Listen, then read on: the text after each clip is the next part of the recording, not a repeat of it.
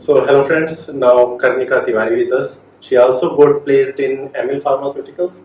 And अब उनकी journey के बारे में पूछते हैं कि कैसे रहा उनका पूरा प्लेसमेंट और इंटरव्यू में कौन कौन से क्वेश्चन उनसे पूछे गए थे। आपकी बी फार्मेसी कहाँ से? सर मैंने B pharm Uttar Pradesh university of medical sciences Saifai Etawah एक जगह है वहाँ से किया था, उत्तर प्रदेश में ही है। Okay. It is a government college. तो एम फार्मेसी के लिए आपने कहाँ कहाँ ट्राई किया था? सर फर्स्ट जगह मैंने यहीं पे ट्राई किया था, मैंने जीपैट क्रैक किया था एंड फिर उसके बाद यहाँ पे एग्जाम दिया था, नाइपर के लिए भी प्रिपेयर कर रही थी। तो यहाँ पे मेरा एडमिशन हो गया था, तो मेरे घर के भी पास था, तो फिर एंड प्लस यहाँ की फीस, यहाँ का कल्चर, यहाँ का environment is very better. ML pharmaceutical में आपने कौन से जॉब रोल के लिए अप्लाई किया था?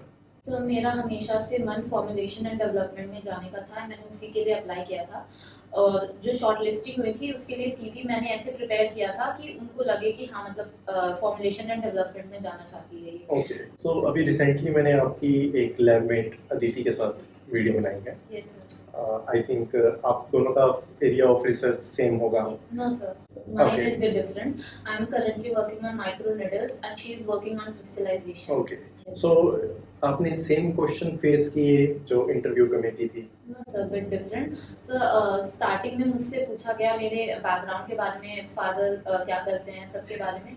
एंड देन मेरे से पूछा गया आप किसके अंडर काम कर रहे हो, तो मैंने बताया कि मैं दिनेश कुमार सर के अंडर काम कर रही हूँ। तो उन्होंने पूछा आपके लैब में क्या क्या काम होता है। मेरा काम नहीं पूछा, मेरे लैब में क्या क्या काम होता है। तो फिर मैंने उनको अपने लैब का पूरा काम बताया कर रहे थे। वो मुझे बोलने नहीं दे रहे थे, वो बार बार बीच में इंटरप्ट कर रहे थे, तो फिर मेरे को भी बार बार इंटरप्ट करके अपनी बात रखनी पड़ रही थी। और 2 सर थे, उसमें से सिर्फ एक सर क्वेश्चन कर रहे थे और एक सर सिर्फ मेरे एक्शन को नोटिस कर रहे थे कि मैं कैसे, डर तो नहीं रही हूँ मैं, क्योंकि स्टार्टिंग में उन्होंने मुझे बहुत ज्यादा इंटरप्ट कर दिया था, तो मैं थोड़ा सा नर्वस हो गई थी। फिर उन्होंने मेरे से मेरे प्रोजेक्ट के बारे में पूछा। फिर जब मैंने उन्हें अपना प्रोजेक्ट एक्सप्लेन किया कि मेरा प्रोजेक्ट कितना एक्सपेंसिव हो सकता है पर मैंने कितने कॉस्ट इफेक्टिव वे में उसे किया, तो उन्हें मेरा प्रोजेक्ट बहुत अच्छा लगा। फिर उन्होंने पूरे डिटेल्स जाने मेरे प्रोजेक्ट में कि मैं कैसे कैसे कर रही हूँ, क्या क्या दिक्कतें आ रही हैं, क्या क्या हो रहा है। तो फिर उसके बाद उन्होंने मेरे से पूछा कि आपको अगर मैं दूसरे प्रोफाइल के लिए चूज करना चाहूँ तो आप आओगे। मैंने बोला कि सर मैं आ तो सकती हूँ, मैं मतलब सीखने के लिए रेडी हूँ। इस जस्ट कि मेरा मेन जो इंटरेस्ट है वो फॉर्मुलेशन एंड डेवलपमेंट में है। मैंने उनको स्टार्टिंग से क्लियर रखा था कि मुझे फॉर्मुलेशन एंड डेवलपमेंट में बहुत ज्यादा इंटरेस्ट है। फिर उन्होंने पर्सनल क्वेश्चन पूछे थे कि आप मुंबई में, अगर आप मुंबई में कैसे रहोगे, वहाँ पे कल्चर अलग है, लैंग्वेज अलग है, सब कुछ अलग है। तो मैंने बोला कि सर मेरे फादर आर्मी में है, मैं हमेशा पूरे इंडिया में बहुत सारी जगह घूम चुकी हूँ और बहुत सी जगह रह चुकी हूँ, तो मुंबई में भी मैं रह सकती हूँ। प्लस फिर उन्होंने पूछा कि आपके मतलब इतने दूर तब भी बहुत वो हो जाता है। तो मैंने बोला मेरे रिलेटिव्स हैं वहाँ पे। तो उन्होंने फिर पूछा कि रिलेटिव क्या काम करते हैं, कहाँ रहते हैं और कितने दूर रहते हैं। तो उनका ये सारे क्वेश्चन पूछने का एक मोटिव था कि कहीं मैं झूठ तो नहीं बोल रही हूँ कि मेरे रिलेटिव्स हैं कि नहीं। वो ये मतलब अगर आप सीवी में जो लिख रहे हो और आपको प्लस इंटरव्यू में झूठ नहीं बोलना है, क्योंकि वो झूठ पकड़ लेंगे आपको, ये मुझे समझ में आया। फिर उन्होंने ये वेडिंग का पूछा कि आप शादी करोगे तो आपको तो फिर जाना पड़ेगा यहाँ से। तो मैंने बोला कि सर अभी मैं 3 साल तक तो शादी नहीं कर रही हूँ। तो बोलते हैं कि ऐसा कैसे, ऐसा नहीं होता है, सारी लड़कियों को करना ही पड़ता है, आपके पेरेंट्स अगर फोर्स करेंगे। तो मैंने बोला कि सर मैं मतलब अभी रिसेंटली तो मैं करियर फोकस्ड हूँ, वो मैं 3 साल तक मैं अपना ट्राई करूंगी बेस्ट देने का, और मेरे को भी करियर ग्रोथ चाहिए।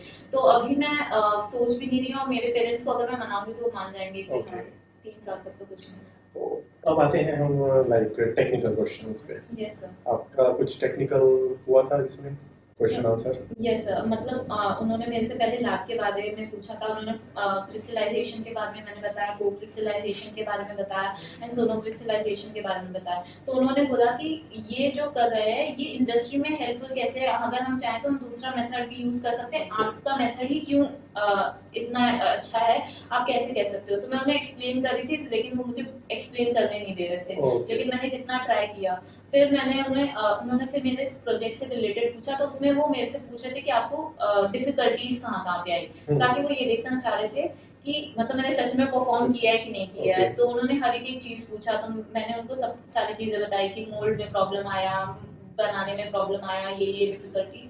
तो उससे उनको लगा कि हाँ मैंने। ओके, सो मोर लाइक आपके प्रोजेक्ट से उन्होंने क्वेश्चंस पूछे। सर मैं ये भी ऐड करना चाहूंगी कि उन्होंने मतलब बहुत ज्यादा डिमोटिवेट करने की भी कोशिश की थी इंटरव्यू में। मुझे तो की थी, क्योंकि मेरे को उन्होंने 2 बार बोला नहीं तुम गलत बोल रही हो, नहीं तुम्हें कुछ नहीं आता, लेकिन स्टिल मेरा सिलेक्शन हो गया। तो मुझे तो यही लग रहा है कि शायद डिमोटिवेट करने का। Educate. सर इससे पहले जाइडस आई थी हमारे, उन्होंने हमारा एप्टीट्यूड टेस्ट लिया था। Okay. उन्होंने 3 राउंड्स किए थे और अभी जितनी भी कंपनीज आ रही है वो सारी टेस्ट ले रही हैं। Okay. बस एमएल ने शॉर्टलिस्टिंग जो की थी वो रिज्यूमे के बेसिस पे की थी, वरना सब सारी कंपनीज टेस्ट ले रही हैं। Okay. Yeah. जाइडस में हम सब ने क्वालिफाई भी किया था। तब मैंने जो मुझे मेरी हॉबीज है मैंने वही लिखी थी। मुझे वॉलीबॉल खेलना पसंद है, मुझे Okay. स्केटिंग करना पसंद है, मैंने ये सारी लिखी थी। ऑल्दो उन्होंने मुझे इस पे क्वेश्चन नहीं किया, Okay. लेकिन मैंने अपनी सीवी में कुछ भी झूठ नहीं लिखा था, क्योंकि फिर झूठ पकड़ा जाता है। और Okay. फिर प्लस वो क्वेश्चंस भी अगर उनको लगेगा कि आप झूठ बोल रहे हो तो फिर वो उसी में चीजें निकाल निकाल के क्वेश्चन पूछने लग जाते हैं। Again, so आपका जो इंटरव्यू गया था, that's like Hindi English mix or no proper sir, proper English? English. Proper. Mine was proper English. I didn't like मैंने एक भी आंसर हिंदी में नहीं दिया था। Okay. So इंटरव्यू जो लेने वाले थे यस सर। वो मतलब किस पोस्ट के लोग होते हैं या कितने नंबर ऑफ पीपल उसमें होते हैं? सर जनरली वाइस प्रेसिडेंट आ सकते हैं या एचआर आ सकते हैं, लेकिन हमारा जिन्होंने इंटरव्यू लिया था एक उसमें से वाइस प्रेसिडेंट थे और एक मेन ओनर थे। Okay. वो और दोनों जो ओनर थे वो सिर्फ हमारे एक्शंस और हमारे चीज़ों को ऑब्जर्व कर रहे थे। जो दूसरे सर थे वो हमसे क्वेश्चंस पूछ रहे थे। तो आपको इंटरव्यू देने के बाद आफ्टर Yes, sir. इंटरव्यू क्या लगा कि हो जाएगा? Yes sir, I was bit confident कि मेरा हो जाएगा। प्लस मतलब क्योंकि जब मैं बाहर भी निकल रही थी तो वो लोग मेरे प्रोजेक्ट की बहुत ज़्यादा तारीफ कर रहे थे, तो Okay. मुझे लगा था कि शायद चांसेस हैं मेरे। प्लस मैंने बहुत ज़्यादा मैं बीच में थोड़ा सा डर गई थी जब उन्होंने मेरे को बोलने नहीं दिया था और मुझे बोला था तुम्हें नहीं आता, तुम गलत कर रही हो ऐसे करके। मैं डर गई थी, लेकिन मैंने उसके बाद फिर मैंने बहुत ज़्यादा कॉन्फिडेंटली बोला था। कॉन्फिडेंस होना बहुत ज़रूरी है अगर आप इंटरव्यू दे रहे हो तो। Yeah, अगर आपके चेहरे पे थोड़ा सा डर दिख रहा है तो फिर वो नेगेटिव हो जाता है। of course. तो आपसे कुछ इंस्ट्रूमेंटेशन के रिगार्डिंग क्वेश्चन पूछे थे? नो सर, मेरे से नहीं पूछे थे, क्योंकि मेरे प्रोजेक्ट में इंस्ट्रूमेंटेशन का उतना वो नहीं है, यूज़ नहीं है। Okay. सिर्फ एक यूवी का यूज़ था, तो उससे उतना ज़्यादा पूछा नहीं था। So after इंटरव्यू कितने टाइम बाद रिजल्ट आया?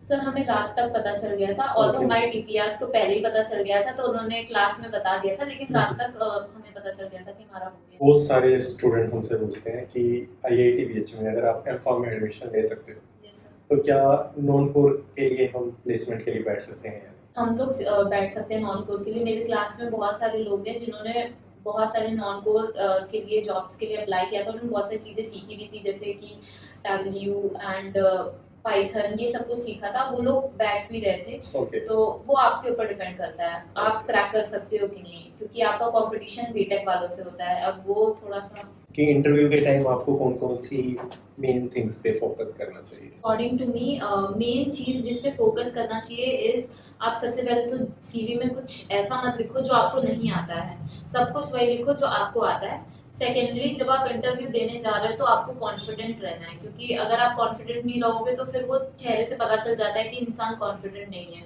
प्लस अगर आपको स्टार्ट जब इंटरव्यू हो रहा है और आपको उन्होंने कुछ ऐसा क्वेश्चन पूछ दिया जो आपको नहीं आता, बोलना है कि नहीं आता है, ये नहीं है कि आप क्योंकि अगर उन्हें लग गया कि आपको नहीं आता तो फिर वो कंटिन्यूअसली उसी से क्वेश्चन पूछते रह जाएं।